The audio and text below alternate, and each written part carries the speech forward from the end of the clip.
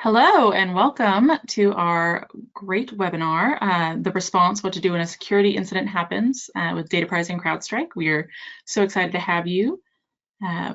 Let's go ahead and get started.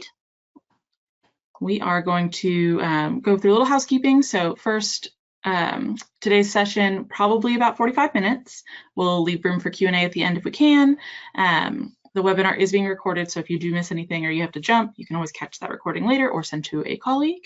And there is a Q&A in the GoToMeeting app, so feel free to use that, and we will answer some of those questions at the end. Brief overview of our agenda. So we will be covering the modern threat landscape, the stakes for having an incident response plan, the importance of the modern strategies and the tool sets that you can use, as well as responding to a security incident and executing a communications plan to minimize reputational damage, which I know everyone's excited about that part for sure. But I am not here by myself. I am joined by some wonderful panelists, so let me introduce them. First, we have Nima, who is our VP of Cybersecurity Services at DataPrize. Next, Tara, who's our Manager of Advisory Services at DataPrize, and then Cameron, who's our Senior Solutions Architect at Crowdstrike. And then myself, I'm on the marketing team at DataPrize and happy to be joining you today.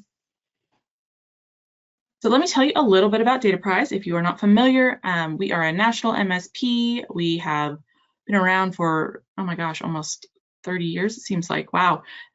We have lots of different regional offices. We also technically are an MSSP, so try to have our feet in all the little buckets we can.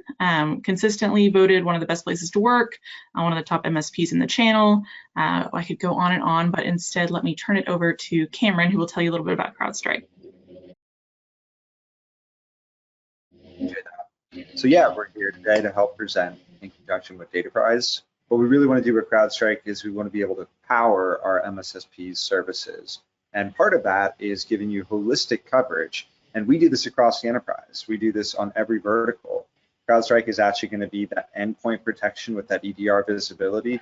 And what we do is we give you the ability to stop breaches from financial services, food and beverage, auto. We have these metrics here to let you know that we power with MSPs, so we can be agnostic to the vertical that we protect. 293 of the Fortune 500, 43 of the 50 US states, and of course those verticals.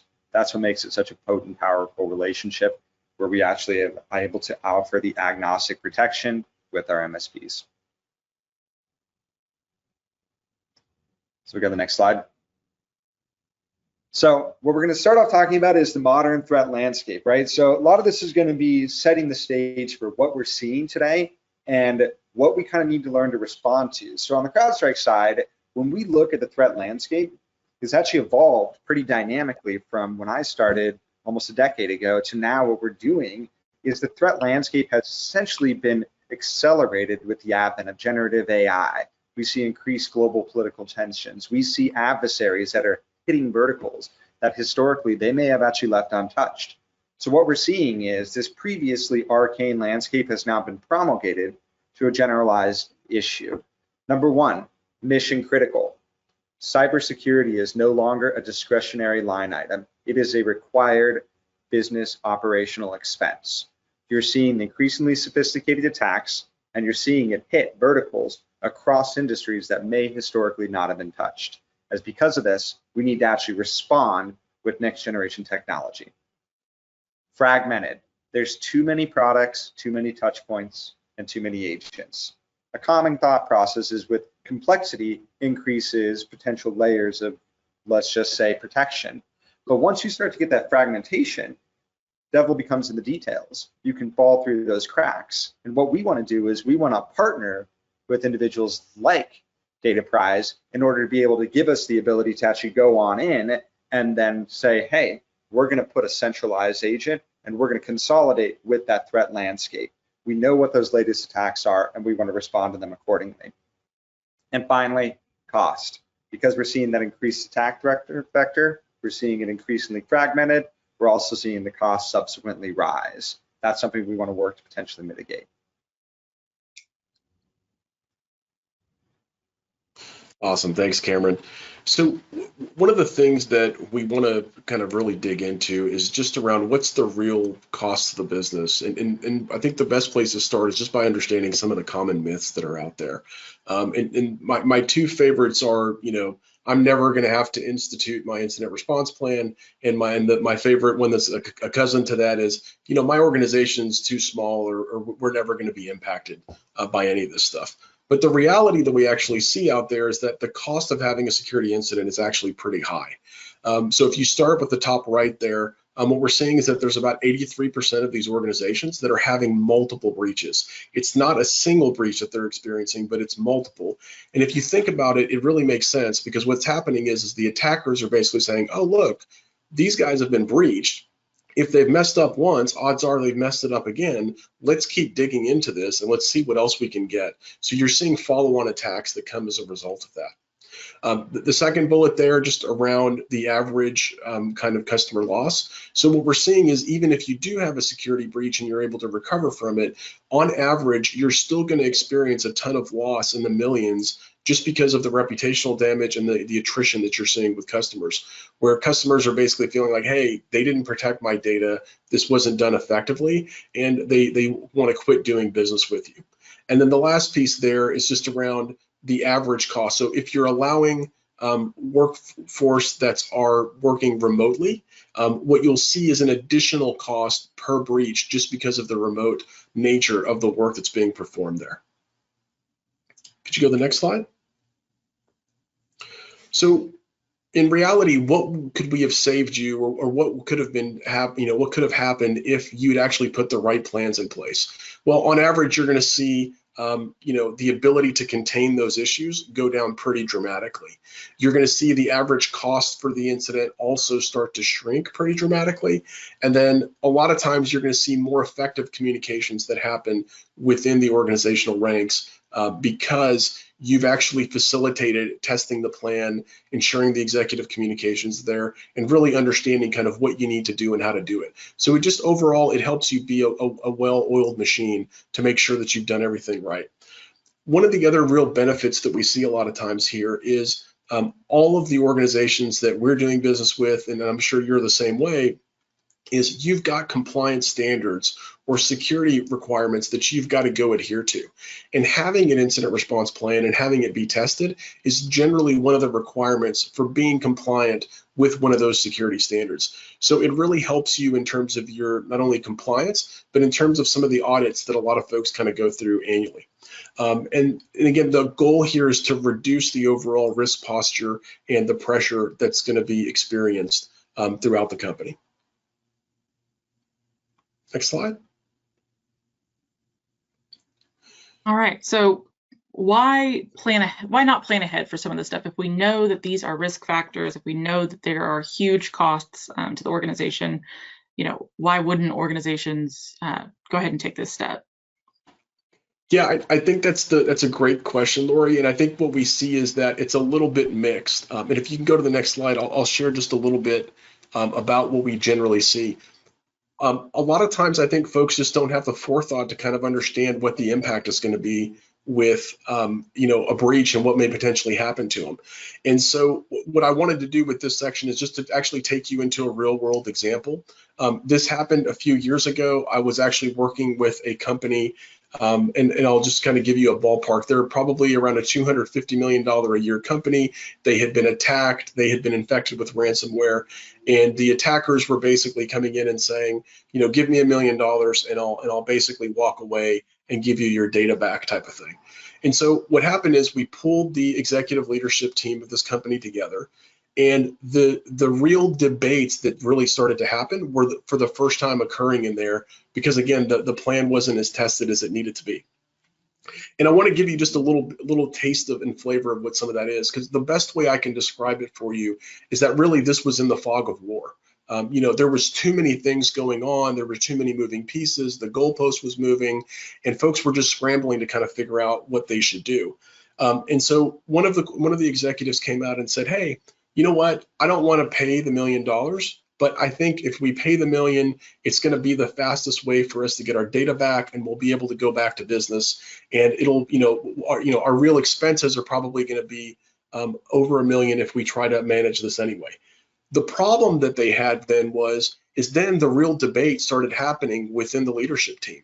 So then somebody else said, okay, well, do we really believe that they're going to give us our data back? What prevents them from coming back in a month or 2 weeks or 3 months and saying, hey, we want more from you now?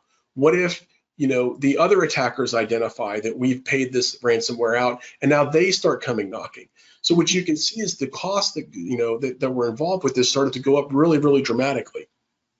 In addition to that, there were other issues that started to come up within the leadership team, which were, well, if we have to go to our customer base and tell them we've lost their data, what's the real impact going to be to us because of those customers? How are they going to feel about that? And the last piece was around law enforcement. Like if we took this to law enforcement, what would they tell us to do? So there's a lot of really complicated challenges that were happening for that particular customer. No, and I love the way you said fog of war. I think that is so critical because, yeah, like if you don't know what you're doing ahead of time, trying to make those decisions in that moment can be very difficult. Yeah, it's really tricky. And again, what you want is you want to have war gamed or played those out ahead of time to make sure that you really know what to do. And Cameron, maybe you want to talk a little bit about some of the legal ramifications there and talking with the FBI or those types of things. Yeah, I mean, just obviously with the rise in geopolitical tensions, a lot of these threat actors were historically just going to be cyber criminal cells, and now they're largely shifting to mostly nation state level adversaries. Not to say you're not getting the historical type of breaches, but once you start to deal with nation state level adversaries, you're no longer in the realm of just dealing with individuals. You're now dealing at a federal level. You're dealing at levels where it's going to be far beyond what your capabilities may be.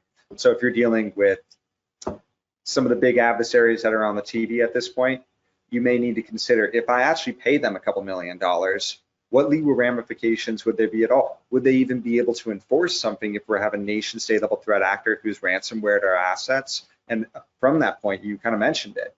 What guarantees do you have that you would even be able to get that data back? It's a legal quagmire that you largely would like to stay out of. I personally would want to stay out of. And that's something why you'd want to develop a plan beforehand, so you don't never get in that position where you have to worry about nation state level threat actors.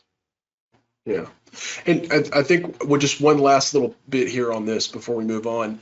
I also know that some of the states are actually enacting their own laws. So check your local listings because you may not even be able to do it legally in your particular part of the country.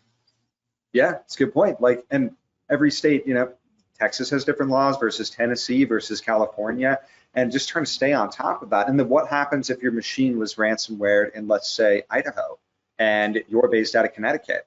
What jurisdiction does this fall on? It just gets real quick. Yeah. But yeah, I appreciate that segue. So that's really why we want to say, let's look at modern security solutions so we can potentially avoid getting the solution. And if we do, let's have a plan. And that's kind of what we want to do with next generation security solutions. It's going to be critical to your response options. And that's kind of what Crowdstrike does when we look to partner with the Data Prize. We're kind of fusing 4 things here really, is we give you next generation antivirus, which is the ability to potentially prevent those attacks and stop those breaches. We have the holistic detection capabilities, which Crowdstrike maps to the MITRE framework. I'm not so sure if you in the audience are familiar with it, but the MITRE framework is an industry standard by which it kind of standardizes nomenclature on where to talk about the breaches. We have one of the highest scores within that MITRE detection framework. And then we can respond from there and we can analyze that data. So having that centralized visibility all off that single agent and that holistic capability to log all actions gives you and your team to do that rapid response. It basically takes an opaque process and it offers that transparency because now you're logging everything. You have full visibility, and it's one centralized console. It's the single source of security truth, which then allows you to take your response actions and then essentially take the next step without having to know, okay, I'm going into the fog of war. Let's actually illuminate that, remove the mist, and now we can see a pretty clear path on exactly where we'd want to go. And that's what the modern security solutions allow you to do. This is, yeah, I mean, hopefully if you weren't convinced already that you needed a plan, you are convinced now. And we did a pre-poll before we launched the webinar, trying to understand why, most people are registered for this. And a good 80% of you answer that you wanted to see how your response program stacks up against what is industry standard. So we love that for you, and we hope that this next part will definitely talk us through that. So let me turn it over to Tara, who's going to actually talk through the plan. Sure. Hi, everyone. Interesting poll results. So now you can actually compare at least the basics of what you have versus what is recommended. So you've already noticed, right? The overarching theme is advanced preparation and planning. Doing any of this in the moment is a little risky. So it starts with building an incident response program, which is, yes, it's going to include policy, but also programmatic activities and governance. So I'm going to dive into that just a little bit. So when you develop a security incident management program, you want to have a purpose and mission for the program. Don't just create it in a vacuum. And then go ahead and reference any compliance frameworks that your organization aligns to. The great majority of frameworks that we come across and compliance standards we come across absolutely require some degree of incident response planning. So this is a good way to create that artifact that you're also going to potentially need an audit, but it's absolutely practical as well. The next thing you want to include within the program itself are definitions. You want to have that common language for all stakeholders involved. Again, in the moment, you don't want to really squabble or have misunderstanding about, which phrase means what. Beyond that, you have to define the organizational approach to incident response. So that's going to include detection, analysis, containment, eradication, recovery, and post-incident activities. Also to include threat escalation protocols, and that's really important. Always outline the roles and responsibilities of everybody involved. Make sure you have backups for those people too. You want to include the role and responsibility as well as the named individual, hopefully, that's going to be carrying that out. Sometimes there's turnover at organizations, and sometimes there's vacant headcounts. You want to make sure that even in those situations, things can carry on as close to normal as you can. Then you're going to develop response procedures. It's great if you can actually do incident-specific runbooks. You want to prioritize those creations by the frequency and impact of any particular security incident. Also call out your testing protocols. Don't just create this and shelve it and hopefully you never have to use it. You want to be testing this and you want to see, like, is this working for us? Has our organization grown in the past several months, past year, where now we need to expand upon or simplify these procedures? So always include your testing protocols and regular testing. And the appendix, it's worth putting the appendix on here because you want to be able to point people in the right direction. So if anything is not upfront in a policy or in a procedure document, you don't want people to have to go hunt for it. At least put where the location of those things are and call out if there's any particular forms that need to be used, any communication templates that need to be used. But we'll talk more about communication a little bit later. So those are the big tenets of a successful incident response program. Tara, when you're looking at some of those, I'm curious, how do you see the relationship between like the IR plan, the incident response plan, and like a business continuity plan? How do you see those pieces kind of fitting together? Sure. So when we talk about business continuity, that's a great overarching umbrella, right? And that's how we maintain close to normal business operations in any particular situation that would otherwise disrupt business. So within business continuity, we do have incident response programming. We have things like disaster recovery programming. And those are important tenets to keep your business moving. The last thing that you want to have happen is that as an incident unfolds, your entire business is sidetracked, where you cannot even serve your customers during that time period. You're completely disconnected. Your communications aren't functioning. That really is a worst case scenario. Typically, that's going to result in potentially a loss of revenue or at least a loss of customers. Sometimes those are interconnected. Sometimes they're a little bit different. But business continuity we consider to be that overarching umbrella that is inclusive of a good incident response program. Yeah, the way that I've thought about it in the past too is I think of it like concentric circles. So if you think of the big circle on the outside, that's like the business continuity plan. Mhm. And then within that, you could have like a continuity of operations plan. Yep. Within that, you could have an incident response plan. And then within that, you have like a contingency plan. And by having all the different levels, you're able to do full recovery regardless of what size or what scale it may be at. So it's a really great point. So just to tack on here. So what do you do when you have an incident and it comes up? What do you do here? What do you need to do first, and where do you focus your time and energy? Really, the first thing is you've got to pull that plan out, right? And we hope that the plan has been tested, but we need to make sure that we've engaged that incident response plan and we're pulling out the relevant section for it. Because as Tara mentioned, you're going to have a lot of times the roles and responsibilities defined. You should have the breakout already listed for what to do, how to do it, who has kind of final decision making, if you want to think of it that way. What are the communications that may be coming out? And so really make sure that you've taken the time to understand and test that plan as you get into it, and then start that conversation with your leadership team. And again, we're assuming that you've probably already got this in place, but if you haven't, start with just the basic conversation of, hey, what if this happened? What would it mean for us? How would we be impacted?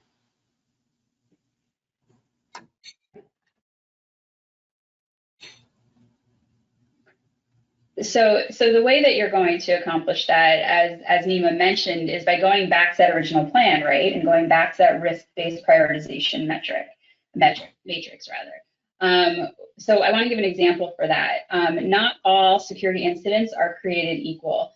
And some people have been through a whole range of them. Some people just see either the best or the worst. But as an example, bad actors that are penetrating a privileged environment are typically going to be treated differently than a malicious link that you've identified in an email, right? So taking that a step further, if someone got into a protected health information environment, right? Maybe someone logged into an electronic medical record system and they were currently in that environment, that is a serious escalation protocol that's probably putting into play there. If someone just receives a malicious link in an email, maybe it hasn't even been clicked. That's a very different escalation protocol. That might not even ever involve talking to your outside stakeholders, but the former does for sure. So I'm going to double tap on that real quick. And audience, if you can, in your panel, there should be a hand raise thing. I'm not going to call on you to talk, I promise. But for me, being in this world, I would have never assumed that incident response would also, be attributed to like, hey, I received a phishing email. I didn't click it, but like that is technically under there. And so if that's something that you guys, also haven't experienced or also weren't aware of, love to hear or would love to see your hands up, just because I think that's something that we don't realize is such a small piece that gets into such a bigger mix. And so I just thought it was worth calling out, but please continue, Tara. Sorry to interrupt. Yeah, no, it's no problem. So I think the next important thing to talk about is the communication aspect. So we've talked about putting together that incident response program, how important that is for business continuity. A really, critical area is communication, and that's a non-technical aspect, right?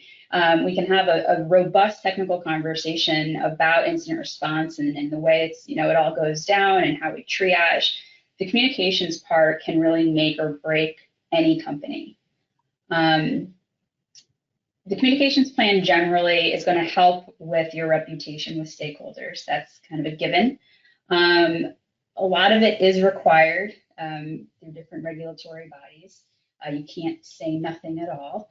It demonstrates that you're transparent with your customers. It shows loyalty to them and that the things that are important to them are also important to you. The internal component is it really helps facilitate internal response between departments, and it gives essential information to different areas of your company internally. And it sends really important updates internally and externally, so all stakeholders. Effective communication, we know that it's characterized by speed, transparency, accuracy, accountability, and regularity. So if you want to remember that, you can, STAR is a nice, like STAAR, speed, transparency, accuracy, accountability, and regularity. So try to stick to that when you can. And then this is a common myth, and I've heard this in a lot of different places. In the case of a security incident, it is not best to say nothing, reveal nothing. There is a balance, right? You don't necessarily need to get into the deep nitty-gritty of, what happened right away, but it is not usually best to say nothing and reveal nothing for the reasons that I touched upon in that previous slide. Something that I want everyone to just take a moment and consider, taking your mind out of being the business for a moment. We've all been in a situation as a customer, right, of having had some degree of our personal information exposed on the internet, whether it's through a data breach or some other situation. I can say with a high degree of certainty, there's not a single person I've ever spoken to whose personal information has not somehow at some point been compromised online. In those situations as a customer, what makes you feel reassured with the vendor that happened with, right? Is it the vendor who said nothing or waited months and months to say something that was very vague about what happened, or maybe didn't fully own the situation and said, well, it wasn't us, it was this other thing. Also, not our fault, not our problem. Usually that doesn't work so well. I do understand the approach of people wanting to say nothing, reveal nothing, and usually they believe it's a way to kind of back away from legal liability. You can very much wind up in even more legal jeopardy by saying nothing and revealing nothing. So just put yourself in the shoes rather of the customer, not so much your business, and try to balance that. Try to understand that even if it's not resulting in a lawsuit, it doesn't mean you can't lose customers by not communicating, and it doesn't mean that could ultimately shut your business down too. So and to your point, the SEC also adapted, I believe it's the rules of cybersecurity risk management communication. So, I mean, even if you say nothing, you may be legally obliged to disclose too. So that's something we've seen is the SEC rules come into effect. I'm not so sure the nuances, but that's why we get pros at Data Prize to help you out with it. But that is a big thing. The SEC regulation is going to completely change what preconceived notions of disclosure has to be. Absolutely, and that's why it is so important where before any of this happens, have those templates ready to go. You don't have to have all the blanks filled in, because obviously in that situation it's a little more of a hypothetical, but know up front ahead of time how much you're going to disclose, and have that important conversation internally with your legal teams, with your customer success staff, about the best way to balance that. That way, when it happens, you can confidently move forward in your communications. So what does communication look like? Let's move on to the next aspect here. So communication should be embedded in each of these phases. So I'll give you an example for these things. So for detection, that's probably going to be your first communication point. So that's going to confirm that an incident occurred. That can go out as a holding statement. So you don't know a lot yet, but you're confirming, yes, an incident occurred. Maybe your customers noticed or didn't, but hopefully you're not the last one to be communicating that. Hopefully it's not in the news where you still haven't said anything and there's no holding statement. At least have that holding statement. During the analysis phase is probably your second communication. That's going to outline the incident type, but not necessarily the specific details. So that can be in the form of a press release. Containment is going to be usually your third communication. That's going to answer specific questions about the incident. A lot of times that can be posted on something that would be called a dark site. That's going to be that that page that hopefully you never have to publish live, but is available to be published quickly. Maybe it's a completely different environment than your regular web environment, because maybe your web environment could be impacted. So that could happen on a dark site or on your corporate page, depending on the situation. During the eradication phase, that's when You're going to inform your stakeholders on the remediation efforts progress. So that could be an update to your website or via email or an update to that dark site. And then in the recovery phase, that's when you're going to hopefully announce your organization's return to normal security in a press release. And then there's a host of post-incident activities. Be aware that especially in serious incidents, you may have your customer say, I want a post-incident report, especially if you're in a critical industry or you're in the supply chain for critical infrastructure. They may say, we want a post-incident report or an after-action report. It's okay to have different versions of that. You can have your external-facing one, and then you can have your internal finger-pointing one if you want. But the goal here, though, is not to just check the box. You want to still rely on that program, that plan that you put in place on how you're going to handle those questions when they inevitably come in. So hearing you talk through these steps, I mean, there's definitely a few instances that come to mind from, you know, large companies or even national companies that have had great,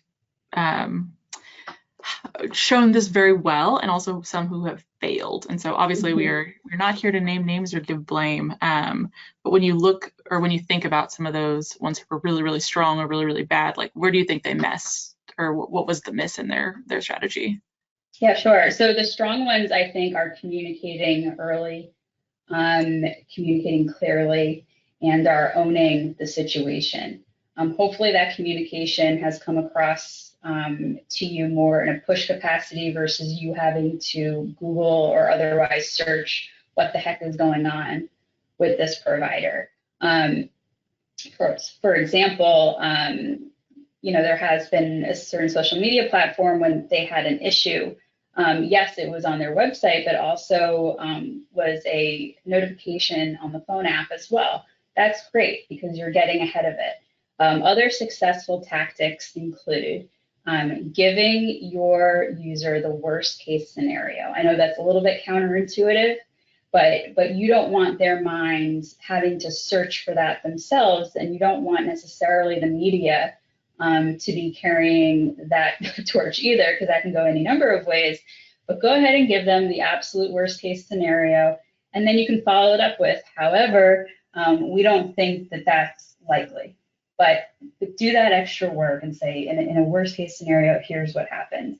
I think that results in customers giving that company a second chance. On the flip side, I think some of the poorer responses are one where the media is the first to report on it and the company hasn't said a word yet. I don't think anyone likes that when you're hearing it on NPR on something that was recorded a few days ago. And them being the outlet, not the company that it happens to, rather than hearing from the company itself.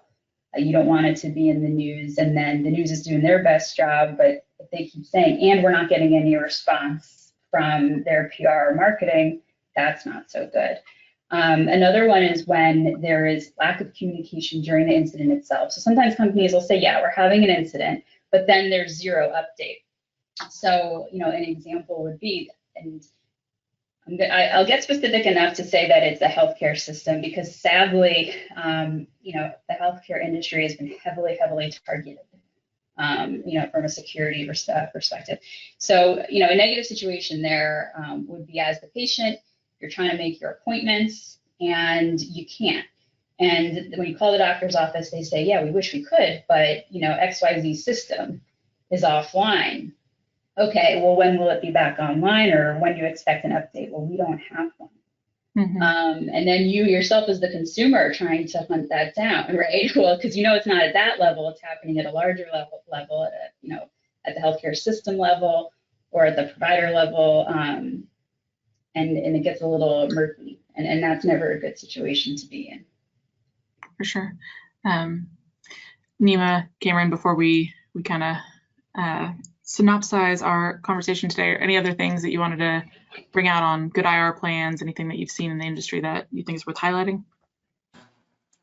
Yeah, the only just last little quick thing that I would add is for me, a lot of times I think, your plan, and Tara covered this to a great extent, is I would have the prefabricated messages already ready to go. And if you think of like what you see on the news, again, here's kind of like the general kind of template that it looks like. It's, at 9:06 p.m.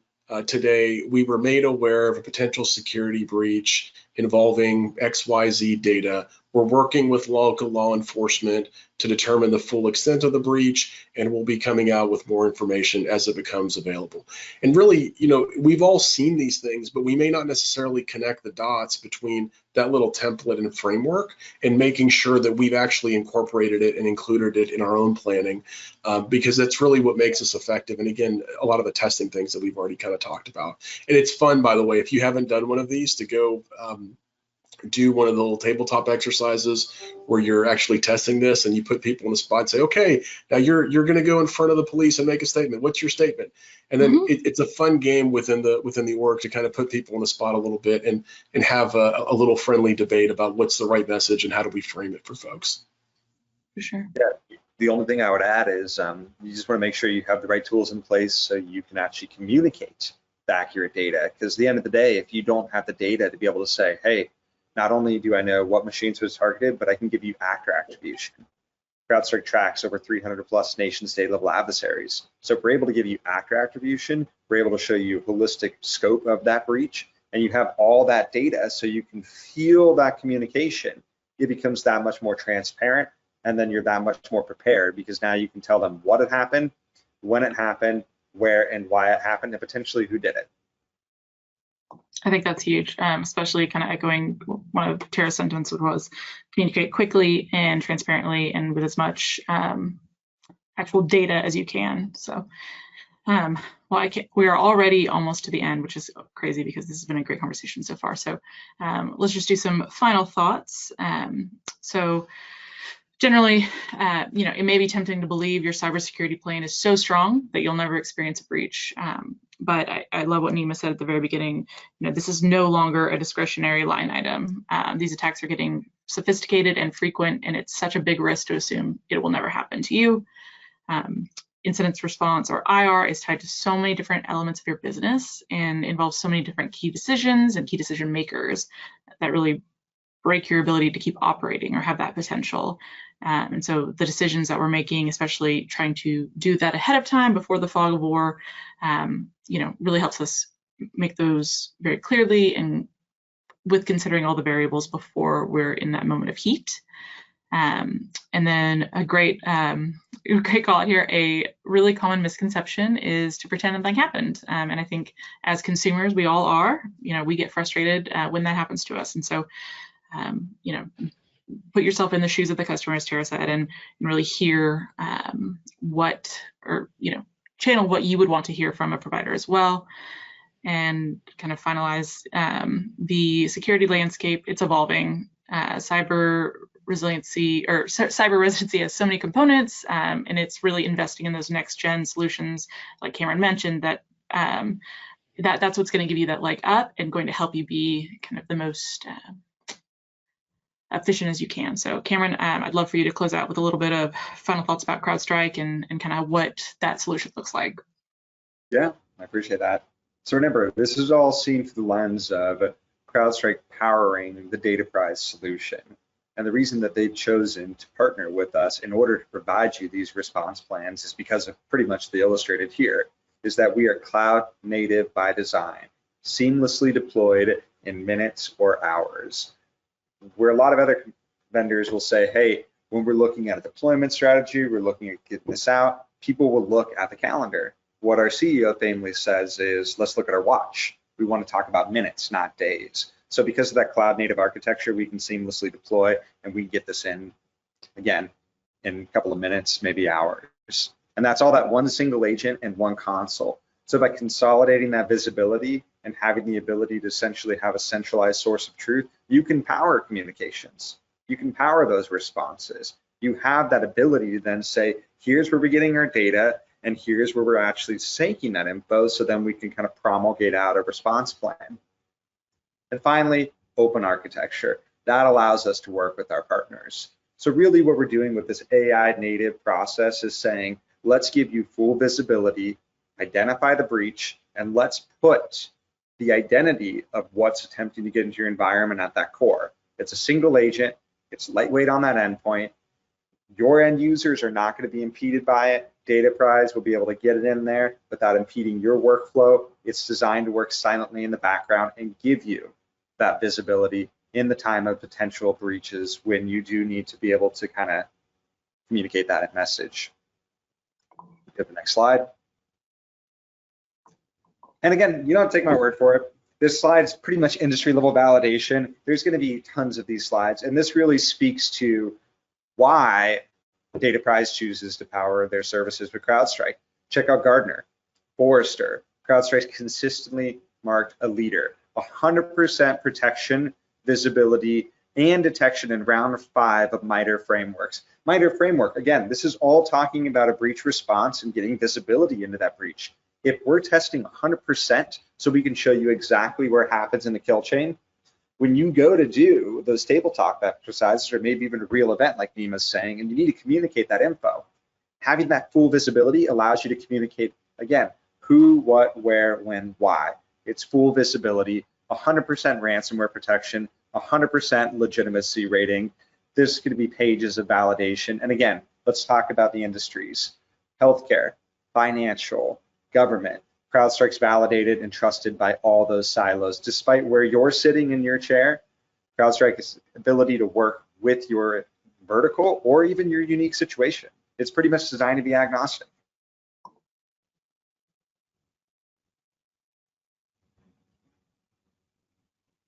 But yeah, I think this, pass it over. Yeah, so Tara, you talked a lot about the actual communication and some of the plan as well. So just thinking through, you know, what would be a good next step or an action item for this crowd? Oh, we lost your unmuting. Yep. Absolutely reach out to the email address you see here, marketing@dataprise.com. Advisory services, which is our group within the company, can help you create these policies and plans and run books, and we can help you align them to your compliance frameworks as well, which is really important. So reach out, and we hope to be able to work with you soon. Yeah, and I think if you get it to that marketing email, you will get it to the right people because we will push it over. But I think, you know, as an attendee, the overwhelmingness of all of the different steps is definitely something I'm noticing. So I think, you know, if we can help you, we would love to. And so there are just a question or two that I want to hit since we have a couple minutes left, and then we will say thank you and depart. But so following kind of, Tara, your communications plan, one we got was about taking care of employee well-being during an incident. So obviously it's going to vary between threats and what's going on, but are there any specific steps or guidance you can give when dealing with that? Yeah, so that's a great point, and I've seen this. I know where this question comes from, broadly speaking. So a lot of times during incident response, a company will rely on a couple people to get them through the entirety of an incident. And maybe up front they think, well, you know, how long can an incident really go on for, right? Like maybe they have to do this for a couple hours, but then, you know, the rest of the day should be fine. The truth is with these incidents, many times they go on for days, hopefully not, but sometimes weeks. Worst case scenario goes beyond that too. You can't burn out your staff. Doesn't matter if it's your technical response or if it's your communications group or whatever the case is. You don't want to lean into them so hard that they run ragged and now they're thinking, I never want to do this again. Not at this company. I don't like the way the company handled it. They, you know, really kind of took advantage of the situation. So make sure that you do have staffing plans for when those incidents go beyond just a couple hours span. People still need to be able to get back to their families, eat their meals, go to sleep, and hopefully put it out of their mind for just a little bit of time until they come back. But don't ever have that that key person dependency risk. It's not good for the company. It's not good for your staff. Oh, that's a great call out. I'm not sure if this is better for Nima or Cameron, so I'll give you both the opportunity. But when you had talked about compliance requirements, Cameron, the question came up about cyber insurance. And so is having an incident response plan required to have that in place before you can qualify for cyber insurance, or how does that relationship work? Yeah, I'll take it. Cameron, you want to take a swing at that, or do you want me to go first? No, I was going to say Nima can comment first. Yeah, so generally, yes. I mean, remember, the insurance companies are going to be assessing your riskiness to them, right? And one of the ways that they assess that riskiness is whether or not you've got the incident response plan in place, and whether it gets tested. So there's generally, you'll usually get a sheet from the insurer that basically says, hey, tell us about your security program and what you're doing. And in those things, you've got to basically, give them an attestation that, yeah, we have a plan, or no, we don't. And then if you don't, what they do is they raise your premium, right? So that's the trade. So if you don't have one, you're going to obviously be paying a lot more because they're going to view you as a much bigger risk. But again, I think that, the insurance companies are going to really assess on the riskiness of your company's behavior towards their security program. Mm-hmm. Yeah, no, you hit the nail on the head right there. Insurance is all about risk mitigation. I mean, even outside of cyber, there are certain states where certain insurance agents, they won't sell new policies because it's so risky for them to do it, like homeowners insurance and stuff. But when you think about cyber, there may even be selected vendors and products by which they say, hey, if you're using XYZ, they view that favorably because their perceived risk lowers, which means they're not going to have to do the payout. So when you go into that, just ask them, hey, what are your endpoint security vendors? What are your AV vendors that you want to see that's going to help me qualify? Because there's going to be certain vendors out there that they're going to say, hey, that's a home run. We're taking on less risk. You're more secure. It's a win-win for both parties. So my only comments on that is just ask them what type of security vendors they'd like to see in place, and then maybe attempt to align that. Yeah. Just one quick last point is, so let's assume that you've already got insurance, and this is a really critical thing that I would encourage everybody to really pay close attention to is your insurance policy is going to determine who you can use for your incident response. And if you don't have somebody pre-approved that you can use, it's going to cause a lot, again, back to this fog of war notion. You may cause additional problems where now you've gotten a bill from somebody who did the incident response for you, but your insurance isn't going to cover it because they're quote unquote not an approved vendor. Those are a lot of the things that you obviously need somebody to help you kind of navigate just to make sure you've got the right level of coverage and the right level of support, because you don't want to be figuring it out in the middle of all this stuff. Awesome, absolutely. Well, we are at time, and I know there's a question or two left, so we will follow up with you guys via email. But I just want to say thank you guys to our panelists, thank you to our attendees for coming, for all of the people who have made this happen, and we hope you have a great day. Please reach out if you need guidance or just directional arrows on where to get some resources. We will help you out. All right. Thanks, everybody. Thanks, everyone. Thanks.